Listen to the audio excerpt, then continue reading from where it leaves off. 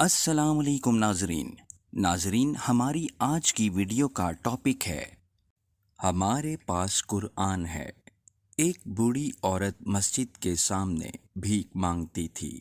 ایک شخص نے اس سے پوچھا کہ کیا آپ کا کوئی بیٹا کمانے کے قابل نہیں ہے؟ تو اس بوڑھی عورت نے کہا کہ ہے۔ تو پھر آپ یہاں کیوں بھیک مانگ رہی ہیں؟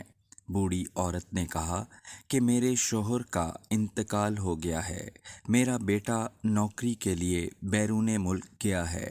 جاتے ہوئے اخراجات کے لیے مجھے کچھ رقم دے کر گیا تھا، وہ خرچ ہو گئی ہے، اسی وجہ سے میں بھیک مانگ رہی ہوں۔ اس شخص نے پوچھا، کیا آپ کا بیٹا آپ کو کچھ نہیں بھیجتا؟ بوڑھی عورت نے کہا، میرا بیٹا ہر ماہ رنگا رنگ کاغذ بھیجتا ہے، جسے میں گھر میں دیوار پر چپکا کر رکھتی ہوں۔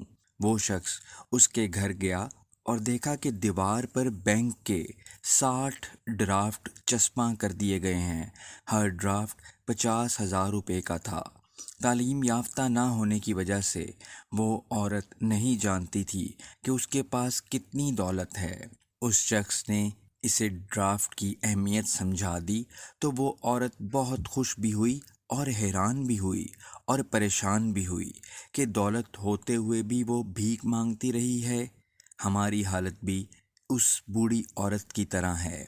ہمارے پاس قرآن ہے اور ہم اسے اپنے منہ سے چومتے اور ماتھے پر لگا کر اپنے گھر میں رکھتے ہیں، لیکن ہم اس کا فائدہ صرف اس صورت میں اٹھا سکیں گے جب ہم اسے پڑھیں گے، اس کے معنی اور تفسیر کو سمجھیں گے اور اس کو اپنی عملی زندگی میں لے آئیں گے۔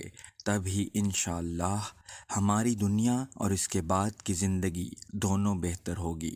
بہت بڑا خزانہ ہمارے پاس موجود ہے، لیکن ہماری جہالت کی وجہ سے اس میں چھپے انعامات سے آج ہم سب محروم ہیں۔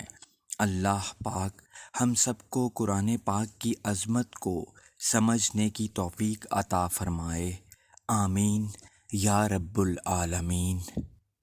ناظرین، امید کرتے ہیں کہ آپ کو ہماری آج کی ویڈیو پسند آئی ہوگی، تو اسے لائک کیجیے اور چینل کو سبسکرائب کر لیجیے۔ شکریہ۔